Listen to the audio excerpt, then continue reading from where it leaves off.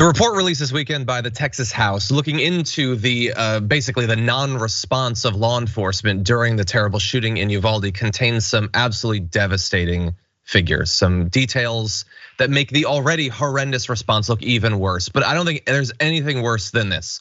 The overall description of an overall lackadaisical approach by nearly 400 officers who were there. Different federal agencies, different levels of training, different armament and armor and all of that. But literally hundreds of law enforcement officials. And what did we get out of that army effectively nearby this shooting? Almost nothing for well over an hour. In addition to this report, and we're gonna give you more details from it, the mayor decided apparently unilaterally to release more footage from that day, and here's a bit of that. New body cam video released by the Uvalde mayor shows the frantic first moments police arrived on scene at Robb Elementary. This video taken by Uvalde Police Sergeant Daniel Coronado as he made his way inside the building. But within moments, more gunshots. Shots fired inside the building, Uvalde. Take cover, guys. After taking cover outside, Sergeant Coronado gives his first update on the situation to responding officers. Okay, guys, he's on. Inside this building, we have him contained. But as the minutes continue to tick by, the urgency first seen by the initial response fades away. Instead, Uvalde police officers are seen hunkering down, waiting for more backup. Critical moments pass by at a time children were still alive in the classroom. Yes, critical moments were passing by, but let's also be clear, many critical moments, something like 77 critical moments during which, although the report will not make this clear, I feel confident saying lives could have been saved, but were not for a lot of reasons, none of which are acceptable. But take a look at this. According to the report, police who made entry knew there had been gunfire because there was a cloud of debris in the hallway, bullet holes in the walls, spent rifle casings on the floor, but there was no evidence officers had, quote, any contemporaneous understanding as they arrived in the building that teachers and students just then had been shot inside the classrooms. And so they, and this is what we've heard from the beginning, believe that they had a guy barricaded, a suspect that was now locked down in a location, not that he was in there with more people who he potentially could shoot, or those he had already shot that might be losing the precious moments necessary to save their lives. I feel like, Cenk, we've now identified a group of 400 people who didn't understand that those were the stakes, and maybe the only 400 people in America, because, and I could be misremembering this, I felt like in real time, we all knew about that. Were they the only people that didn't get that there were more lives potentially being taken as they scrolled on their phones in the hallway outside of that classroom? Yeah, well, that goes to the Achilles heel of this report. So understand that the report has some positives in it. Positives as in, hey, it's important to know some of the details of how many cops were there from which the departments, which I'm going to get into in a second because it's very important. And it does talk about how obviously the response was not good. It was lackadaisical. It uses some couple of harsh terms, etc. Okay, so that's the positive. But now there are three huge negatives. Number one, understand that this is largely an exercise in scapegoating. Because if they really wanted to have accountability, they would hold all of those police departments that showed up accountable, and they would talk about the things that I'm going to talk about in a second. But instead, at first, they tried to scapegoat just the school police chief. Now they realize, oh, that's not going to work. There was 400 cops there from all these different departments. Fine, we'll throw in the acting police chief of Uvalde as well. Why? Why are the guys on the ground being thrown to the wolves? Well, number one, they deserve it, absolutely, right? Number two, it's easy for them to say, oh, they were the commanding officer on the scene, or they were the incident officer on the scene. Okay, but how many times have you seen in the movies the state guys come in and they Bigfoot the local guys, or the federal guys come in and they Bigfoot the state guys? So could they have done that? Yes, in fact, they did do that. At the end, the Border Patrol went in. They Bigfooted everybody, right? But the failures of all those other cops are barely mentioned. Why? Because they have more power. And the Republicans love those cops, and the Republicans love how incompetent they are.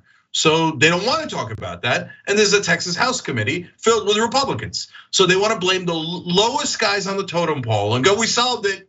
We solved it. Just don't get angry at us. Because the further you go up that totem pole, the more it gets closer to those elected officials, okay? So now that's number one Achilles heel of this report, John. The other two are, well, you guys, of course, as always, they never talk about the training, right? So we train our cops to be cowards, and you see it in the evidence. So they very clearly said, well, we went and we were gonna try the door, but then we got fired at. So, obviously we wanted to protect ourselves. No, for cops, that shouldn't be obvious at all. You're supposed to protect us, not yourself.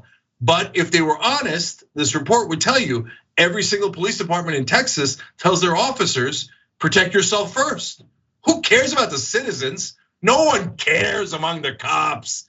Don't ever endanger your life for a lowly citizen. The cops are gold. No, don't do that.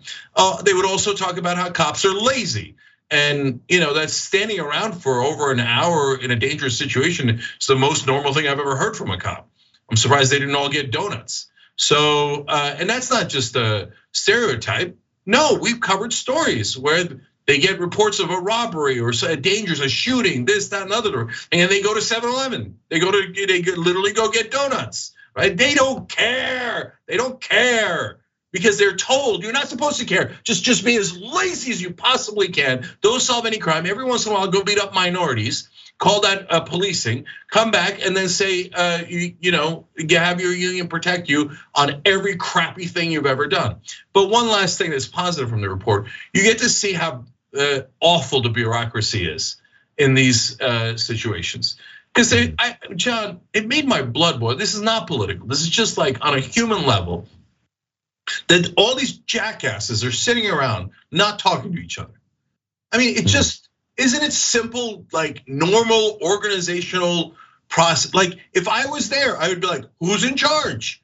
Hey, okay, we've got all these different departments. How about this department? How about that? So I would bring the leaders together and then I would say, okay, let's decide who the commanding officer is.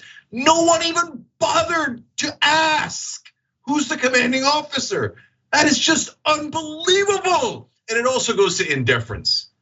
And God, John, sorry, one more thing. Let me list the number of officers from the different places because they're only blaming the school police and the Uvalde police. 149 of the officers were from the United States Border Patrol, 14 were from the Department of Homeland Security, and 91 were from the Texas State Police. 91 Texas State Police cops sitting around going, I don't know, man, I'm not gonna risk my life. I was told that I'm much more important than the citizens. And the report barely touches the Texas State Police because they have more power. Yeah, you're 100% right. And there's a ton more details in here that you can definitely find. We don't have time to dive into everything. It's just incompetence that's beyond parody about the keys and all this nonsense about the keys and whether we have a tool to open up the door. You have hundreds of guns, dozens of shotguns. You can open the door if you want to. And I'm not going to reiterate everything that I said in my coverage of this on the damage report this morning. I just want to make sure that I at least mention that while it is important to have this sort of report and to identify the flaws of individual cops or members of law enforcement, the breakdown of they might need or whatever, let alone identifying things that the teachers need to do or the better Wi-Fi they need to communicate with people. If you had solved every one of those problems the day before this, what you would have resulted in was a response that wouldn't be this comical. The cops would have gone in and they would have taken down the guy after he had killed many people. You still would have lost so many people because that is inevitable when people can walk into a store, buy an AR-15, and then walk into a school or a bar or an airport or a mall or whatever and start shooting. There will never be a police response fast enough to stop people from dying in that situation, likely many people. And the problem that I see here is us falling into like, oh, the cops were incompetent or oh, the cops were cowardly. So what's the solution?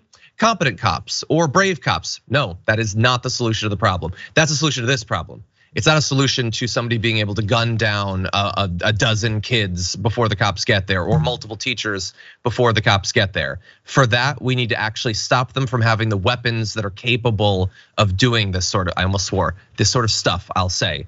And if we fall into this trap of just believing that better cops or more alpha cops or better armed cops are the solution, that isn't gonna stop the shootings. It will result in more money going to the cops, which hardly seems like a solution to the problem. All right, I just want to say two last things here. One is to give voice to our audience. Reggie K wrote in a super chat with a really good point. He said, maybe using hypnosis, making the officers think it's an unarmed black man would have made them act immediately. Well, there's two truths in that. And they go to prove the point that I've been saying all along about this. One is, if you told the officers there, hey, the guy inside can't possibly hurt you, and they believe that, do you think that they wouldn't have gone in immediately? No, they would have, of course, gone in immediately if they thought they couldn't be harmed, which then goes to show you that 400 cops at the federal, state, and local level were all taught that their lives are more important than the kids' lives. That's not a thing that, 400 cowards showed up to a shooting. No, they were trained that their lives are more important. And you all know it for a fact, because if they thought they couldn't get hurt, they would have gone in the first minute. And then secondly, yeah, I mean, this is the 6th state of America. But if you told them, hey, there's a black guy inside and he's unarmed and you get to shoot him, they probably would have been in there lickety-split. Thanks for watching the Young Turks, really appreciate it. Another way to show support is through YouTube memberships. You'll get to interact with us more. There's live chat emojis, badges. You've got emojis of me, Anna, John, JR. So those are super fun. But you also get playback of our exclusive member-only shows and specials right after they air. So all of that, all you gotta do is click that join button right underneath the video. Thank you.